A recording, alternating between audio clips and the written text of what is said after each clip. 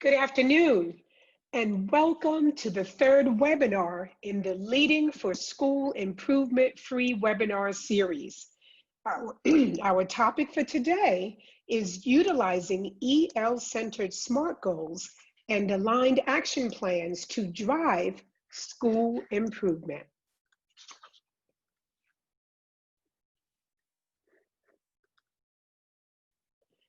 I'm Dr. Karen Woodson, the founder of Leading for School Improvement. As a recently retired principal of a high EL impact Title I school and former district-wide EL director for a major school system in the United States, I have a story to tell about teacher-led EL-centered school improvement in a high EL impact school. So, I founded Leading for School Improvement to share with leaders and those aspiring to lead best practices for school improvement that are EL-centered, collaborative, and strategic. Throughout today's webinar, you will be using, pausing, and responding. In other words, use your Q&A window for questions. I will pause to address your questions. And I'm asking that you respond to the polls that will be administered during the presentation. Let's pause for a moment to see who's joining us today. Please go to your chat window and tell us what school district or state you currently work with.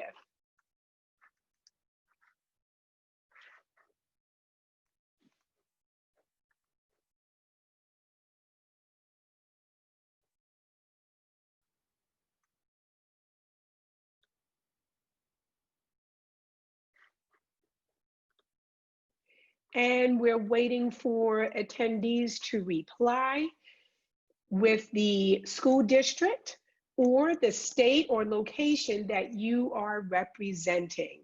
I see that we have someone all the way from the West Coast of the United States. Hello, Evergreen PS, Vancouver, Washington, welcome. We definitely hope that you are safe out there on the West Coast with the wildfires that are burning. Welcome to our webinar. I, of course, am here in the state of Maryland on the East Coast of the United States. And in the interest of time, we will continue with the webinar, and we will be sure to acknowledge others who join us from different locations in different contexts. During our time together, we will explore accountability requirements for English learners.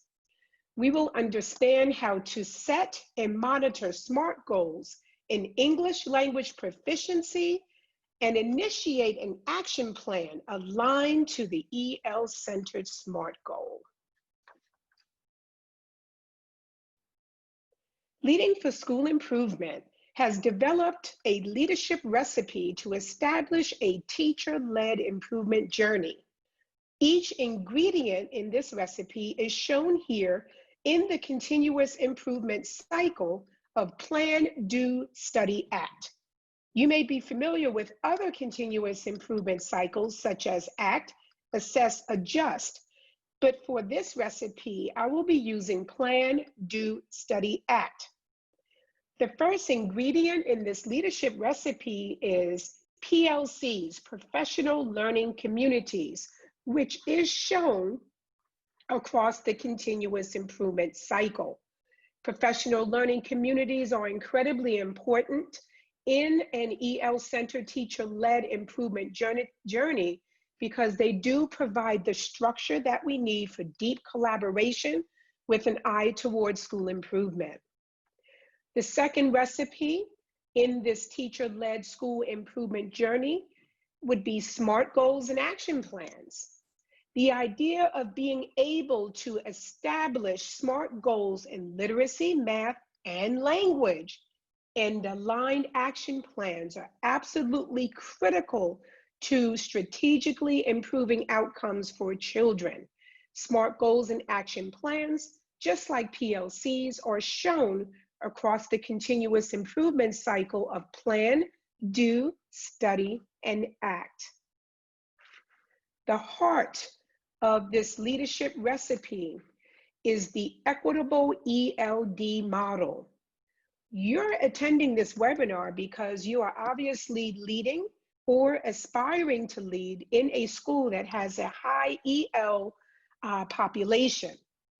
In this leadership recipe, the equitable ELD model is the heart of the recipe. It's the key ingredient. This is where we take the time to envision what an equitable ELD model would look like in my school. What would it take to make sure that we provide equitable access to grade level curriculum and the academic English that goes with it simultaneously? Just like the other two ingredients, the equitable ELD model does manifest itself across the continuous improvement cycle, where we plan for it, we implement an equitable ELD model, we study that equitable ELD model by collecting and reviewing feedback from staff, and then of course we identify adjustments to the equitable ELD model for the following year. Last and certainly not least is the fourth ingredient of this teacher-led improvement journey. It's all about professional development led by teachers. We in an LSI school take the time to develop project charters to frame the PD that we need to implement our action plans for teachers to lead in summer project teams. That's very powerful. And there is a webinar already that will provide in-depth information on what we mean by professional development led by teachers. With this fourth ingredient, we are, of course, planning for PD aligned to our strategic priorities.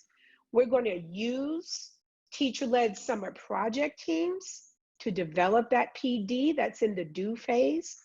We're going to study the impact of that PD so that we can get feedback from our stakeholders as to what worked, what did not work.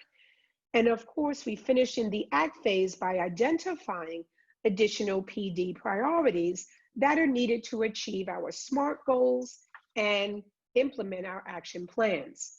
For today, we're going to be discussing SMART goals and action plans. I'm going to share with you how to establish SMART goals in literacy math with a focus on language. I'm also going to explain how to get those aligned action plans in place. So, without further hesitation, let us delve into accountability requirements for English learners. In the US, federal laws compel school districts to identify potential English learners and assess their levels of proficiency in English to determine eligibility for EL services. For potential ELs who qualify for EL services, schools must provide specialized instruction to help ELs learn English. And we also must ensure that we hire highly qualified teachers to provide this ELD instruction. English learners must also be able to access grade level curriculum and extracurricular activities. Schools have an obligation to ensure that we don't needlessly segregate our English learners and that ELs are fully integrated into the school environment.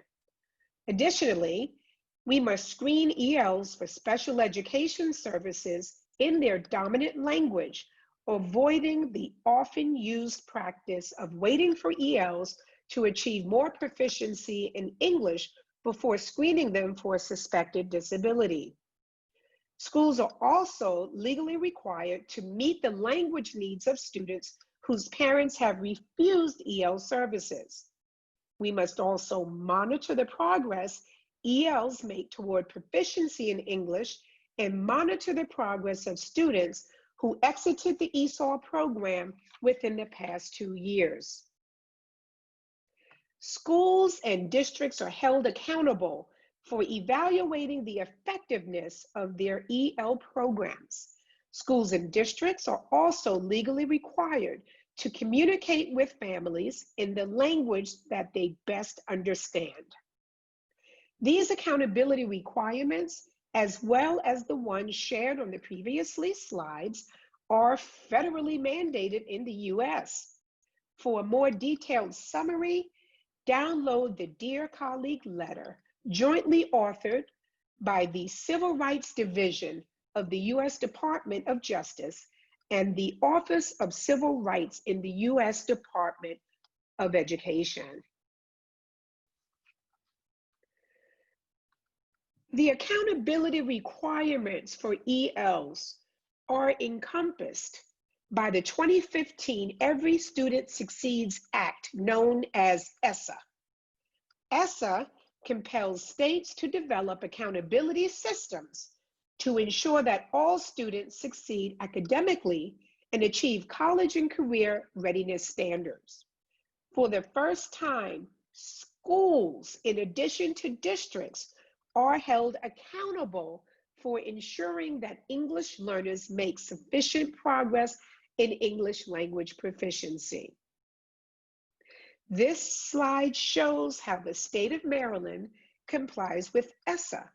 As you can see here, schools receive points for achievement and progress in English language arts, math, and for the first time, as I said, English language proficiency.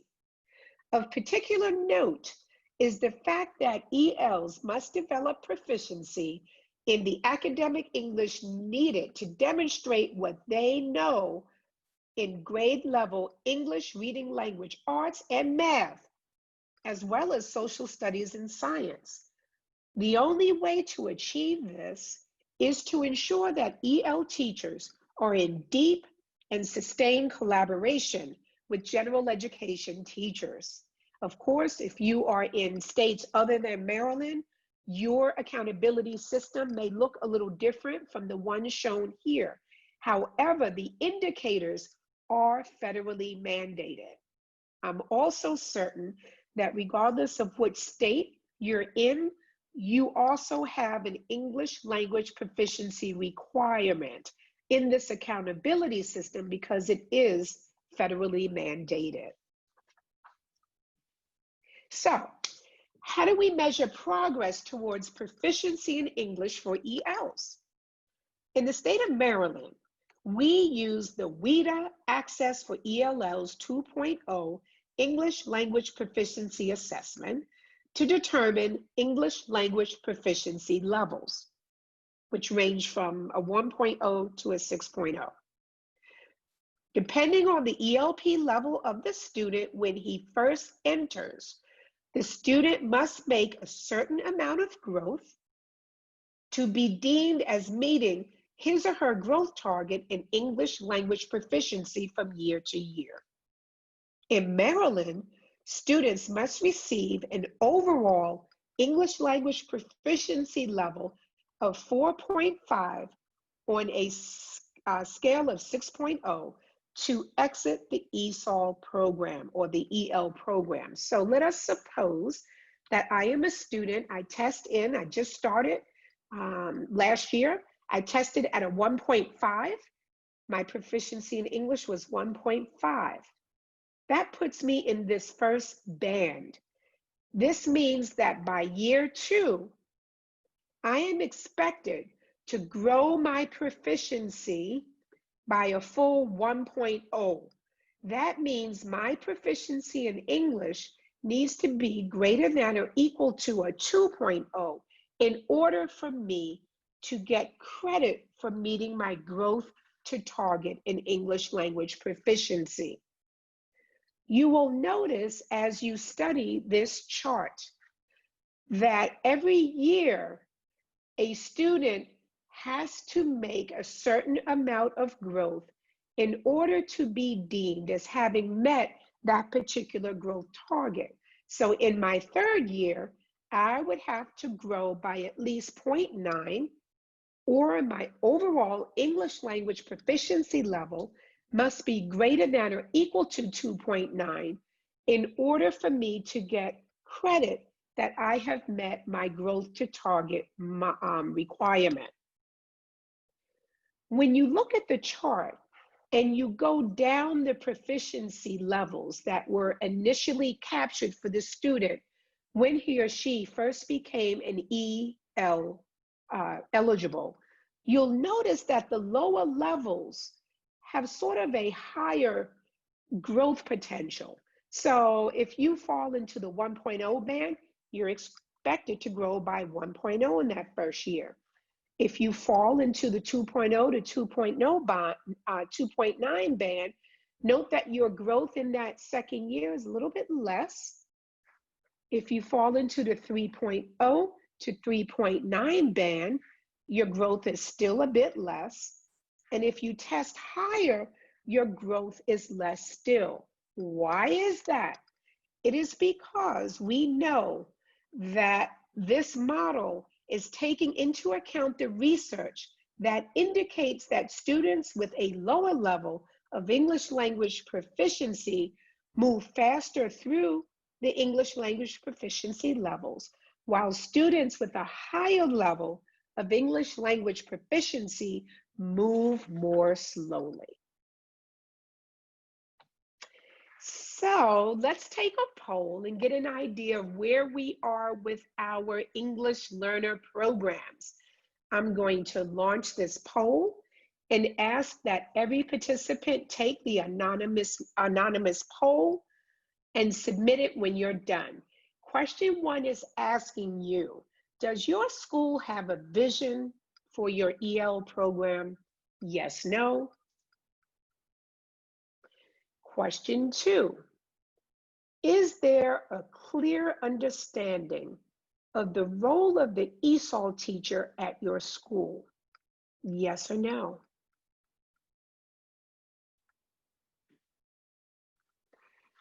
Question 3, is there a common definition of English language development at your school?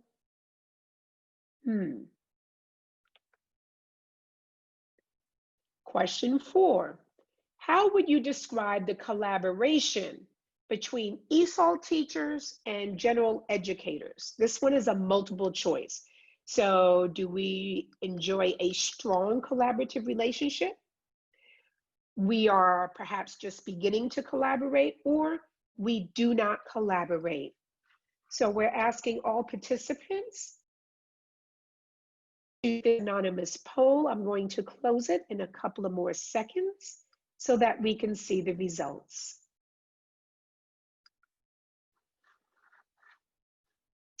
And we will end that poll.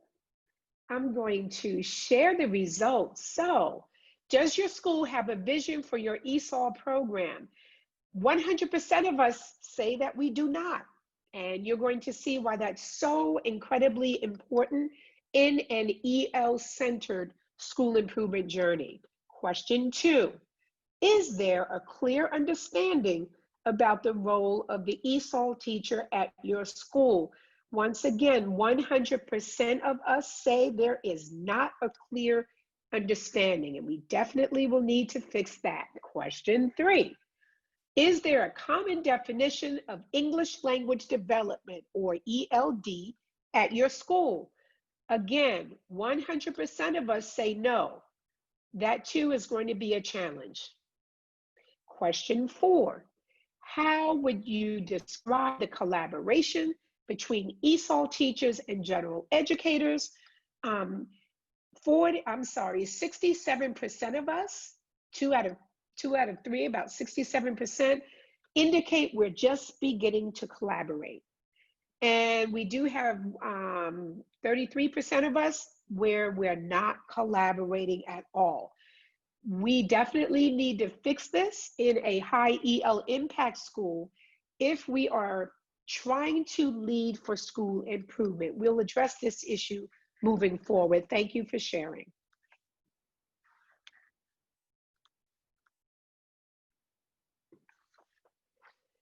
In Leaders of Learning, Dufour and Marzano argue, and I quote, educators must create a results orientation in order to know if students are learning and to respond appropriately to their needs. They further argue that every member of the organization must work in collaboration to achieve SMART goals that are strategically aligned with school and district goals. We also need SMART goals to be measurable, attainable, results-oriented, meaning that we require evidence of higher levels of student learning to be achieved, okay? And of course, SMART goals must be time-bound. Let's take a look at how a district, school, and grade level SMART goals are aligned. SMART goals can be written in several ways as long as they are strategic, measurable, attainable, results-oriented, and time-bound. Let's review a district's sample SMART goals. So, in this example, the first SMART goal indicates that the district, by June of 2021, 75% of Zone 1 schools will meet or exceed their identified targets for projected growth in RIT for grades 2 through 5 on the MAP-R assessment from the fall administration. That is a district goal, okay.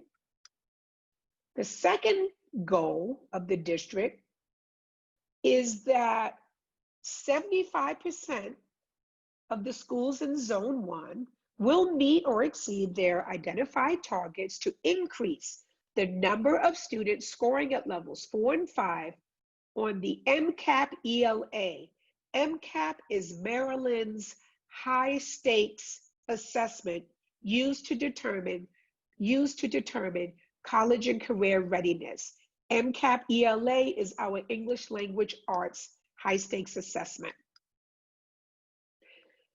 And then the final goal for the district indicates that by June of 2021, 75% of Zone 1 schools will meet or exceed their identified targets to increase the number of students scoring at level 4 and 5 on the MCAP mathematics. And once again, that is the Maryland high stakes assessment that's administered annually to all students in the state to determine college and career readiness in mathematics. So when we look at these district goals, clearly they are written in SMART goal language. The first goal here is a literacy goal. The second goal for the district here is also a literacy goal. The third goal for the district is a math goal. So I'm looking at the district goals and I realize, okay, we've got 2 literacy goals and we have a math goal. All right, so now I'm looking at my school and I've got a high EL impact school and I want to align my school goals to district goals. Why do I want to do that? Why do I want to align my goals to the district goals?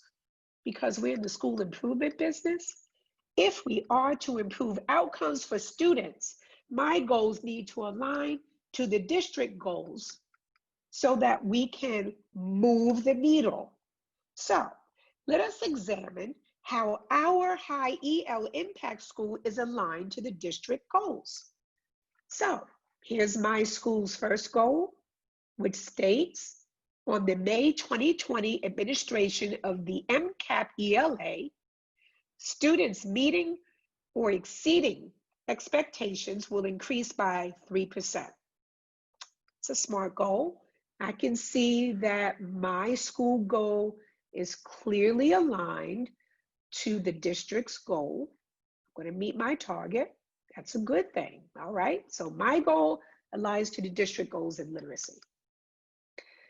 The second goal we've got for the school states on May 2021 administration of the MCAP math, students meeting or exceeding expectations will increase by 3%.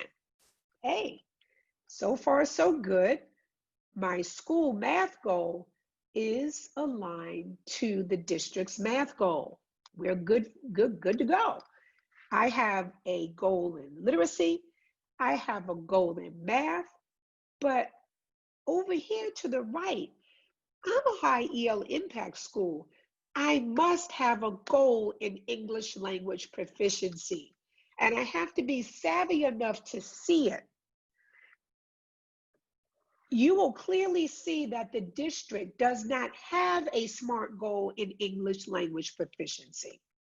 However, because my school happens to be a high EL impact school, I absolutely must establish a SMART goal in language, because I know that as English language proficiency levels increase, so do scores in high stakes tests of a student's proficiency in literacy and math.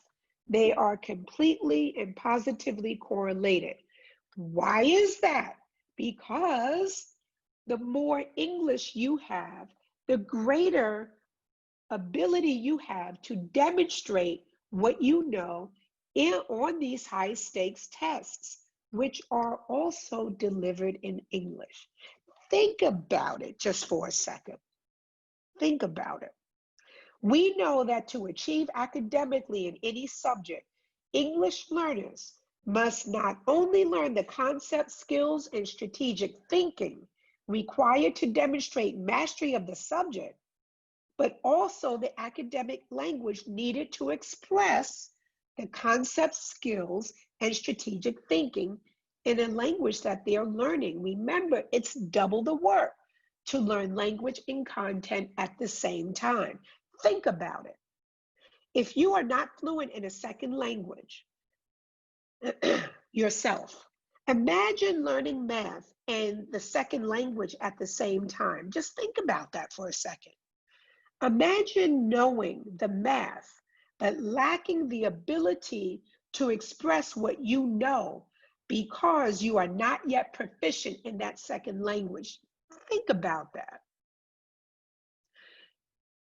ELs, and you're thinking, well, you know, English learners get time to learn the language before they have to take high stakes assessments. No, not quite.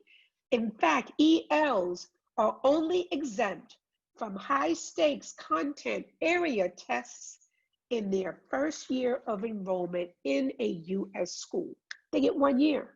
After that, they are expected to meet the same rigorous goals that any student, including those who speak English as their first language, our ELs must meet the same goals. High EL impact schools, then, must set SMART goals in language so that we can ensure that our ELs not only achieve their growth to target goals, but also possess the language they need to demonstrate what they know. Remember, every test is ultimately an English test for an English learner. We must focus like a laser on English language development if we are to ensure that ELs can meaningfully access grade level curriculum. As leaders and aspiring leaders of a high EL impact school, it is important to know your school's data story. How are students performing in literacy, math, and language over time? What are the formative and summative data we use at each grade level to track student progress and identify areas of need in literacy, math, and language for each student? What specific actions are in place to support grade level teams in creating the conditions for all students, including ELs, to achieve grade level content and academic English simultaneously. For the purpose of this webinar, I will focus on language as it is often overlooked in the school improvement process.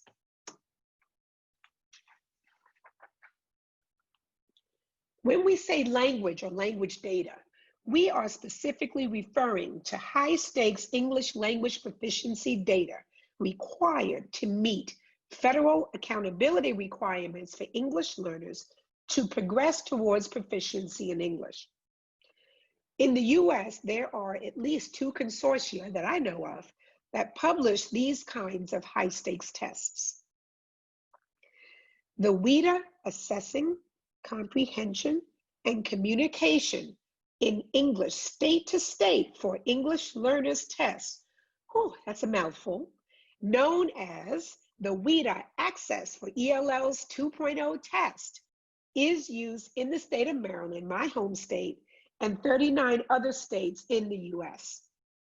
The English Language Proficiency Assessment for the 21st Century, or ELPA 21 test, is another high-stakes English language proficiency test used in approximately 8 other states in the US. In fact, I believe that our friend from the state of Washington may be using the ELPA 21 assessment.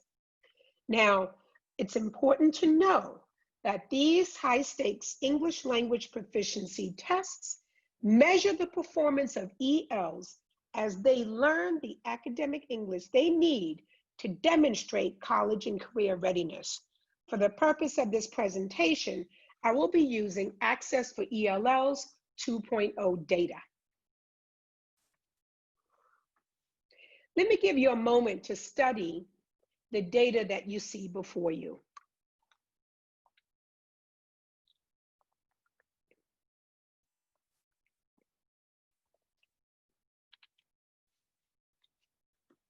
In front of you is a high EL impact schools English language proficiency data over time. You will notice that this graph displays 3 years of English language proficiency data for a high EL impact school broken down by grade level. These data reveal that this school has been able to improve the percent of ELs achieving growth to target in English language proficiency over the past 3 years. This is significant because this high EL impact school was intentional about eliminating the variance in its EL program model by developing grade level SMART goals and strategically aligned action plans. Let's take a closer look at grade level SMART goals and results. Here is a grade level literacy, math, and ELD goals and results dashboard used by a high EL impact school to track literacy, math, and language data over time. For the purpose of this webinar, I will focus in on the language data. Don't worry, at the end of the webinar, one of the resources that you will receive is this actual dashboard that will serve as an example and a template that you can use to begin to move your school toward an EL-centered school improvement journey. What I'd like to do is just make this a little larger so that we can zero in on how this is configured. First, I'd like you to note that we've listed the SMART goals for the district at the top of the document.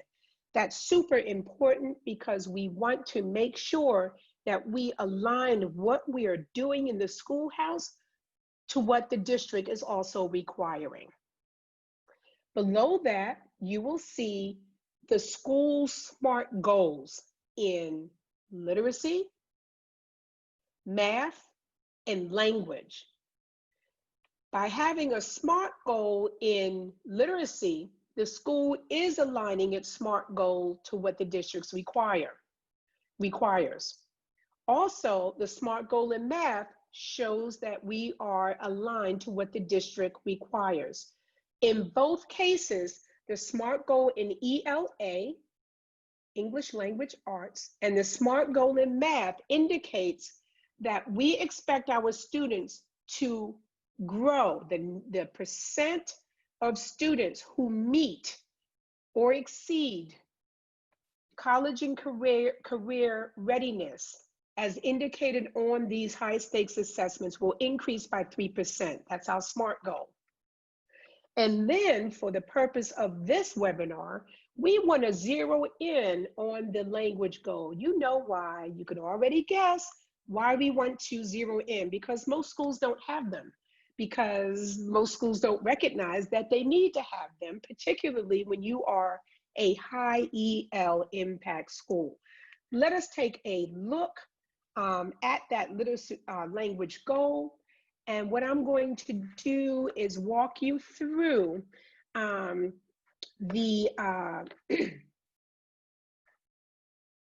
results for first grade. Whoops, let me see if I can get back there. Hold on. All right, there we go. Let's take a look at first grade, and I want you to stay with me in the center of the screen, and you can see my cursor coming down. I'm going to zero in on the column in green, which says language. In the language portion of this dashboard, I'm showing you the summative results. Those would be the end of year results in English language proficiency. I'm showing you the percent of students who are meeting their growth to target goals as measured by that assessment. I am also showing you, that's the goal, excuse me. And then over here, where my mouse is, I'm showing you the result, the actual result of students who met that particular requirement, growth to target in English language proficiency, as measured by the Access for ELL's test. All right, let's look at first grade. Here I've got 3 years of data. In 2018, my result is shown in black font. The goal is shown in red font.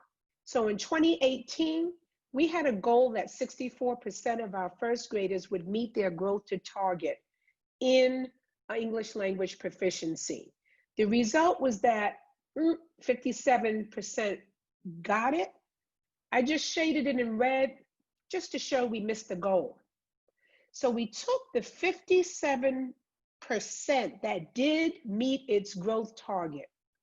And because we want to grow by 2%, we said for the next year, the goal will now be 59%. So we set a goal of 59% in 2019 of students in first grade meeting that growth to target. We came in at 58. Missed it by 1. All right. We said we're still increasing by 2. So for 2020, our SMART goal in the percent of students meeting growth to target will be 60%. Voila. Again, the 60% is 2 points over the 58, and we met that goal. So in first grade in 2020, 61% of the students met that goal. We use that particular strategy to set English language proficiency goals for every grade. So for example, as I scroll through, you can see in grade 4 what the goals were, and you can see that we managed to meet our goals in grade 4 each year. You'll also notice that the result dictates what the goal would be for the following year. And so we said we're going to grow by 2%. Once again, you see from 75% to 77%. Once again, 2019, we came in at 83%. We set the goal for the following year, 2 points higher. Set the goal for 85, we came in at 87. This is how you set SMART goals for grade levels. There's my 5th grade goal. And of course, here's my overall goal for the school. So if you are a high EL impact school take the time to set SMART goals for the percent of students that are going to meet growth to target in English language proficiency as measured by whatever high stakes English language proficiency assessment you're using in your state. You will set goals for the school, and then you will also set goals for individual grade levels in collaboration with the teachers at those grade levels.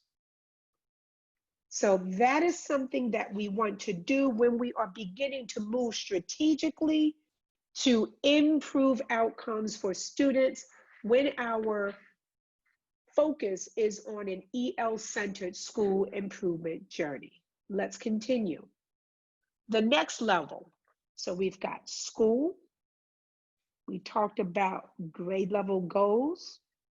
Now we need to look at how are we helping individual teachers in the grade level monitor real-time data in the same 3 areas. Remember, literacy, math, and language.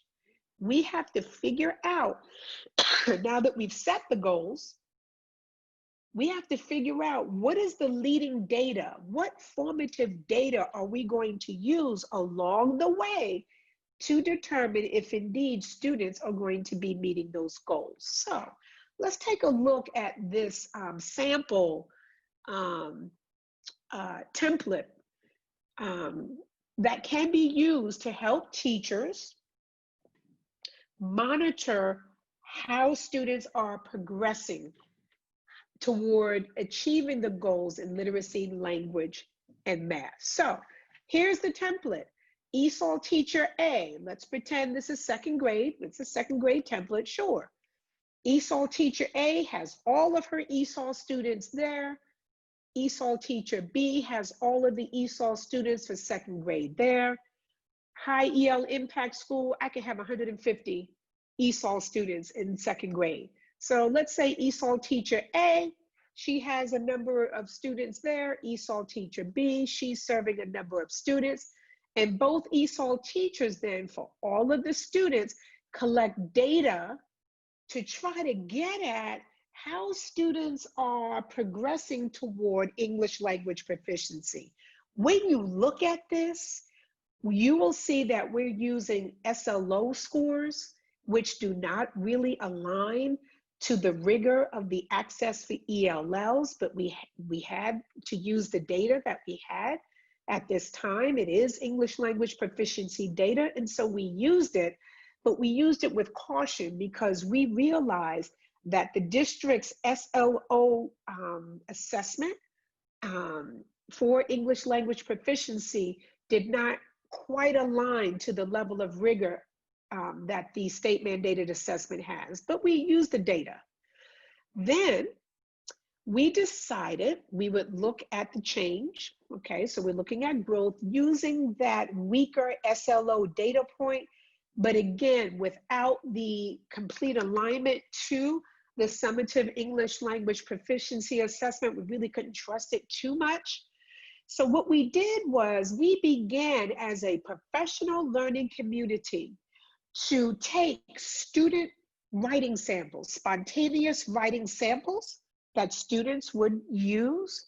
And then we took a WIDA rubric. Remember, we're a WIDA state. So we want to use the resources that WIDA had that will give us an idea of what proficiency levels the students were functioning at, so that we can have a sense as to their readiness for the summative English language proficiency test. This is very much an adaptive leadership challenge. We struggled with having a formative English language proficiency test. I would venture to say most districts have that same struggle because it was super hard for us to use, let's say, a WIDA model assessment as a formative assessment because we did not have the capacity to administer an assessment to nearly 900 students that would give us formative data. We've got to solve it, because to lead for school improvement without good leading data in English language proficiency won't get us the biggest bang for our buck. It will not get us where we need to go. So there are limitations dealing with English language proficiency data. Some of it is beyond our control, but with a strong professional learning community that's able to recognize it as a problem of practice, and that's able to learn deeply around how to use spontaneous student writing samples or spontaneous student speaking samples to determine the level of proficiency, that's where you need to go until we get the capacity to actually administer the formal assessments that are recommended by the consortium. So let me go back to this template. So we've got limitations, but the deal is all of our ESOL teachers are monitoring the pre-SLO writing test data. We've got the post-SLO writing test data. And then we're looking at, okay, how can we look at some writing scores based on assignments student did that gave us a spontaneous writing sample. Now, look at a classroom teacher. Here, a classroom teacher would list the students and all of the data. These are all of the data points we use to give us leading data, formative data around how students are progressing in literacy. This particular template can be set up for whatever literacy assessment you use in your school. The idea, of course, is to understand that I'm looking at WIDA, English language proficiency levels. I've got DRA, developmental reading assessment, and other indicators that's going to give me a good picture of how my EL students are progressing in the area of literacy. This is math.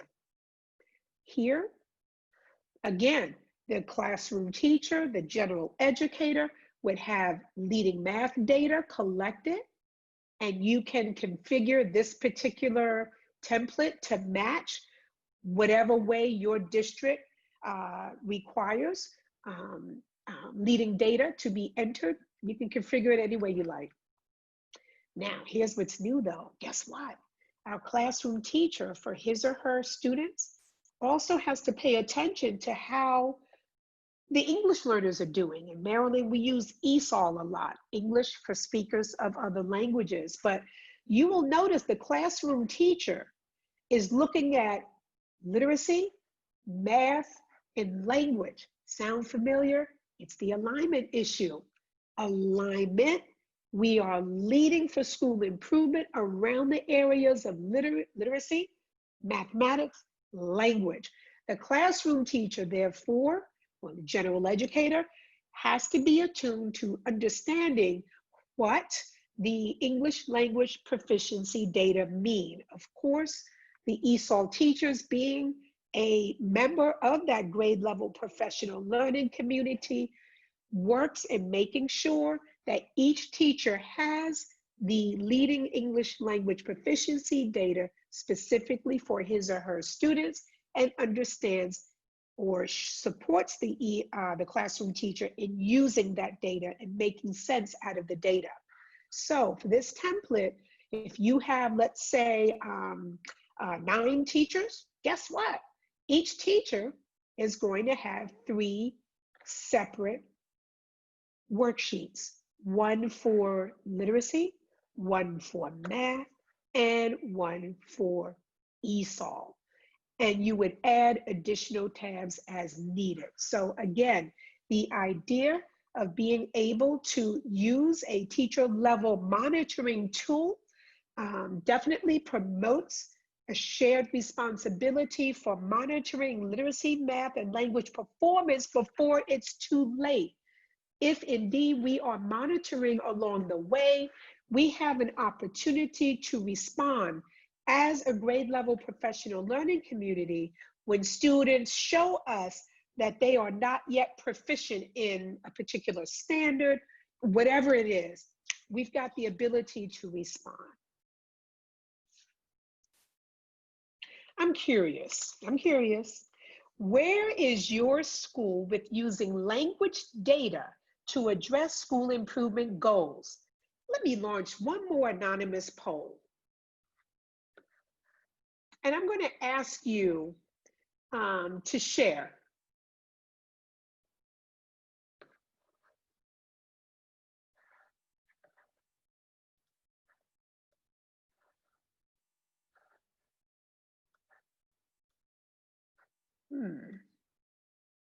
Okay, so what I'm going to do, let me share these. For some reason, the polling questions aren't coming up, but it's okay because we know what they are. Here's the first question. Does your school have a SMART goal around language? Yes, no. Would you please use the chat window to enter yes, no? Once again, the question is, does your school have a SMART goal around language? Yes, no. Use your chat window. Question 2, does your school track and analyze language data?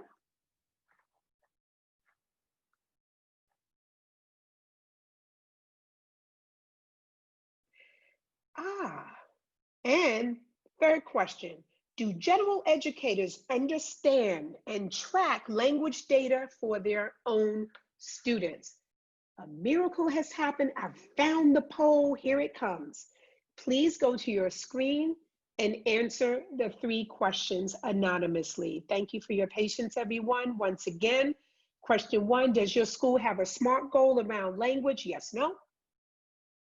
Question 2, does your school track and analyze language data? Yes, no.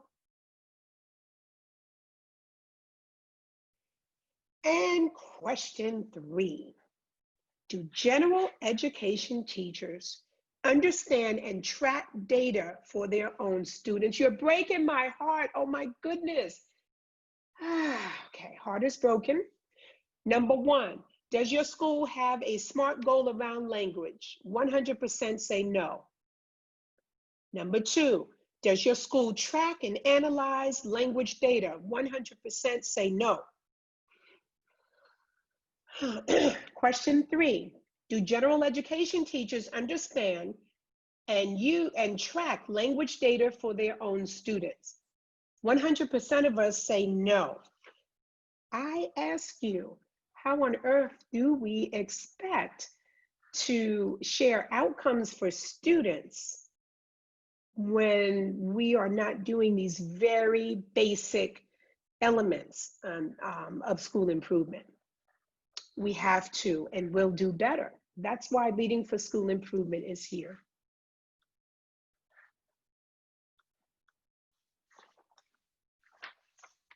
Now that we have school-wide and grade level SMART goals in language, we must design an action plan that is strategically aligned to achieving these goals.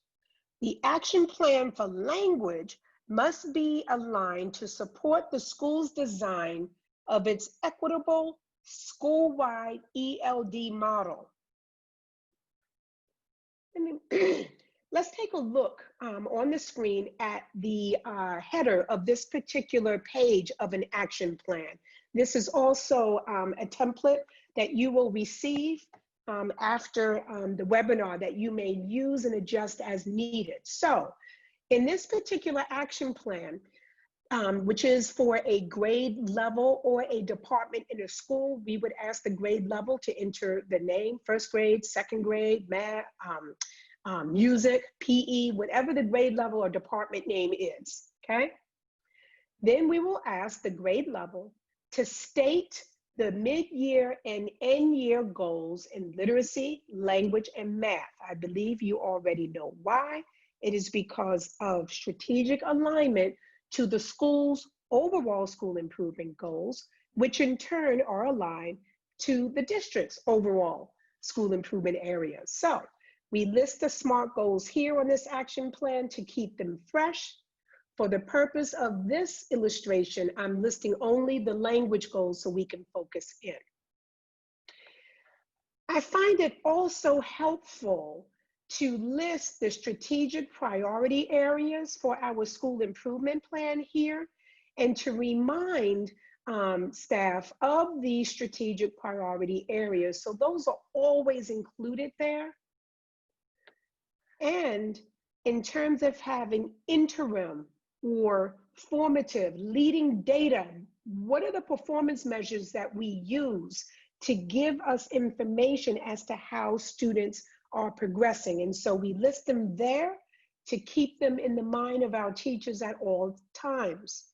Notice that for English language development, ELD, we struggle with interim performance measures, either because we don't have them or we don't have the capacity to implement what's available to us.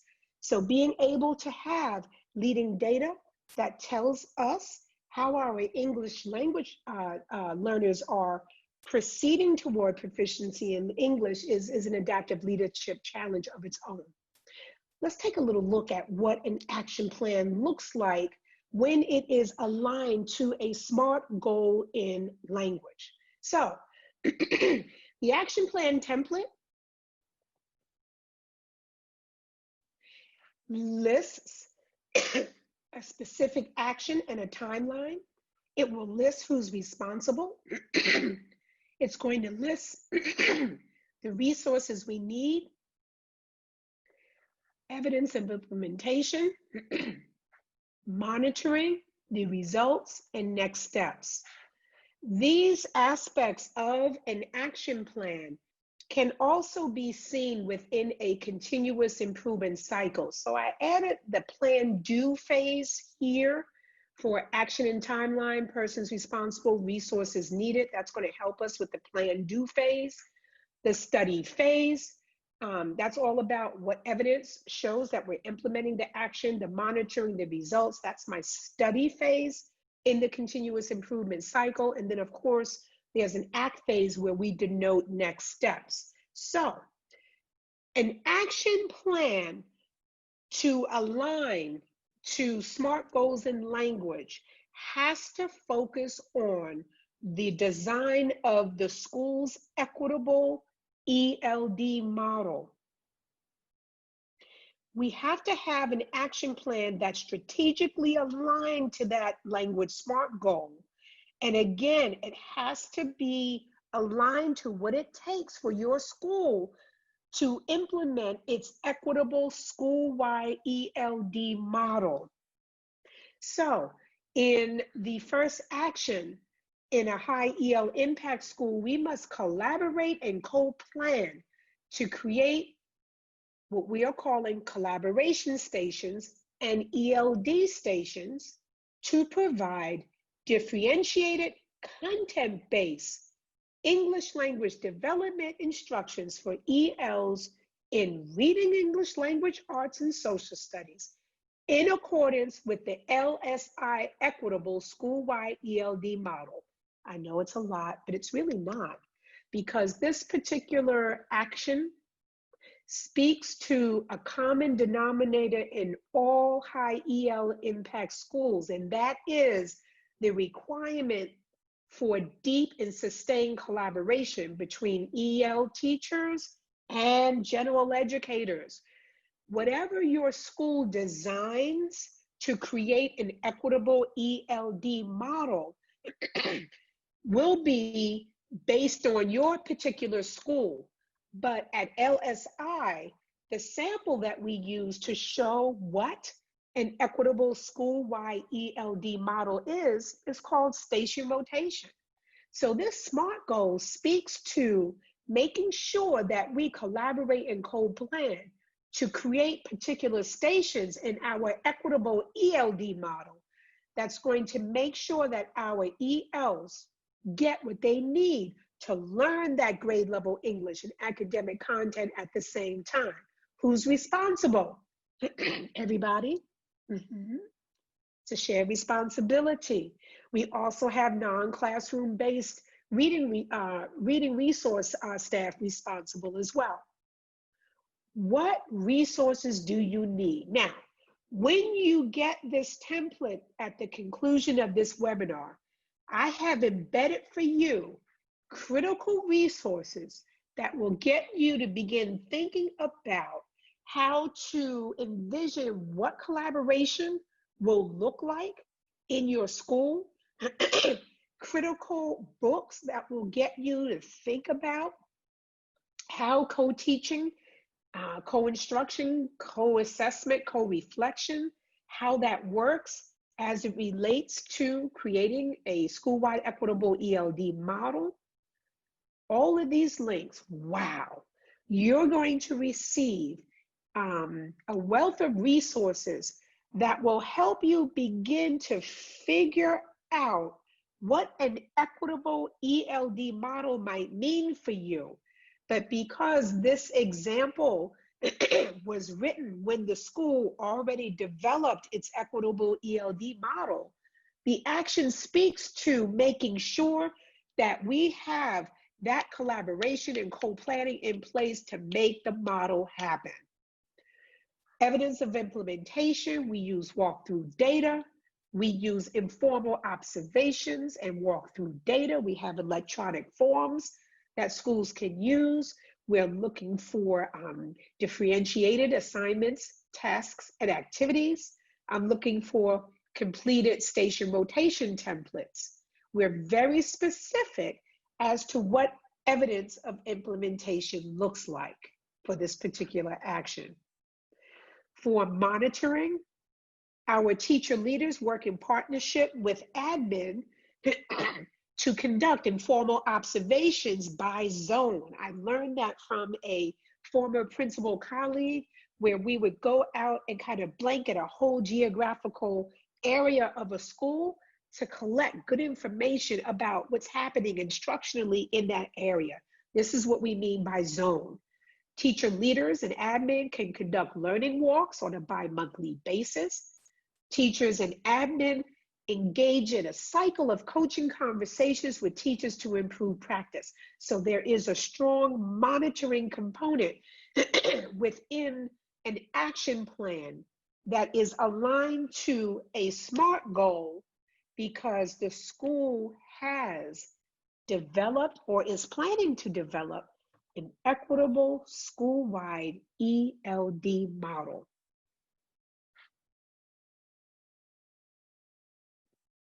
The second action is all about how we monitor progress in English language development. And again, I am providing key resources that can be used to monitor English language development on a regular basis, as well as the evidence of implementation and what the monitoring structure is there. Item 3 is all about how we collaborate and co-plan to teach the language of math and science, okay? And of course, the fourth and final action, because you don't want to have too many, 4 is enough. The fourth and final action really relates to a strategic need that we had to intensify our instructional and social emotional supports for newcomer English learners. And so, you know, in this particular example, we decided that we would provide small group pull-out ESOL instruction and counseling sessions for newcomers in grades 1 through 5. It's very specific, but again, the template, you will receive it. It is a well-developed action plan that is aligned to the school's ELD model, one that is equitable and one that is school-wide.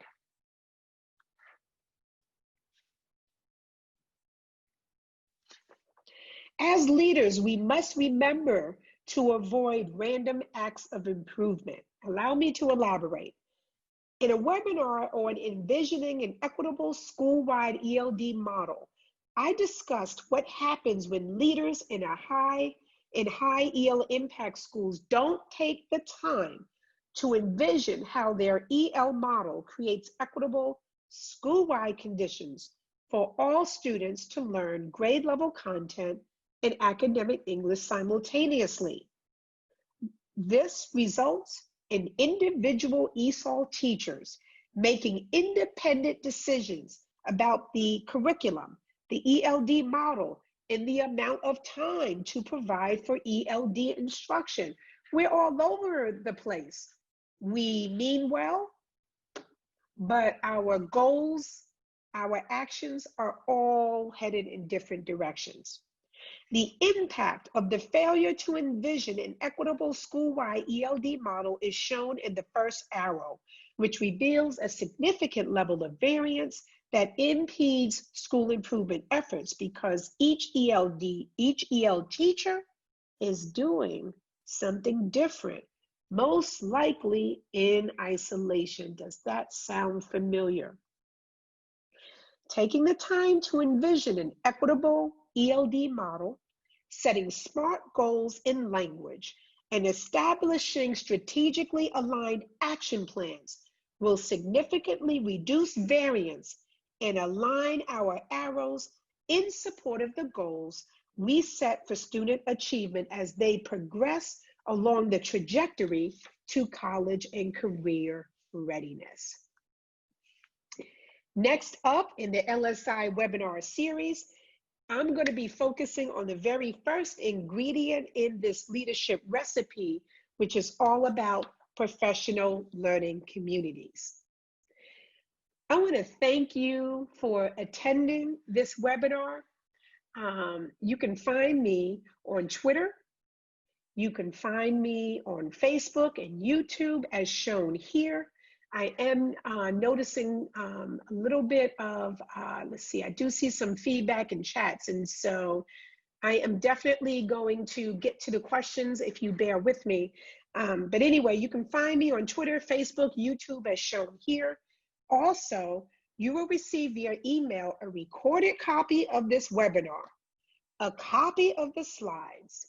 You're also going to receive the grade level dashboard for SMART goals and results, the teacher level monitoring tool, and the EL-centered action plan that you can use to begin your journey to an EL-centered school improvement plan. Now, in exchange for these resources, I kindly ask you to please complete the survey that you're going to receive as soon as the webinar ends. So as soon as we end, the survey is going to pack up. Would you kindly give me the feedback, because it will support LSI's continuous improvement efforts. I am flying solo today, so I am going to take an opportunity to look just to make sure that I do not have questions there. I do not see questions, but I do see that some of you do share my broken heart around the lack of collaboration between EL experts and our general educator colleagues. And so that is something that LSI's mission is centered on, and we definitely invite you to return for future webinars. I want to thank you all once again. I will pause to take any parting questions before we leave, any parting comments before we end the webinar.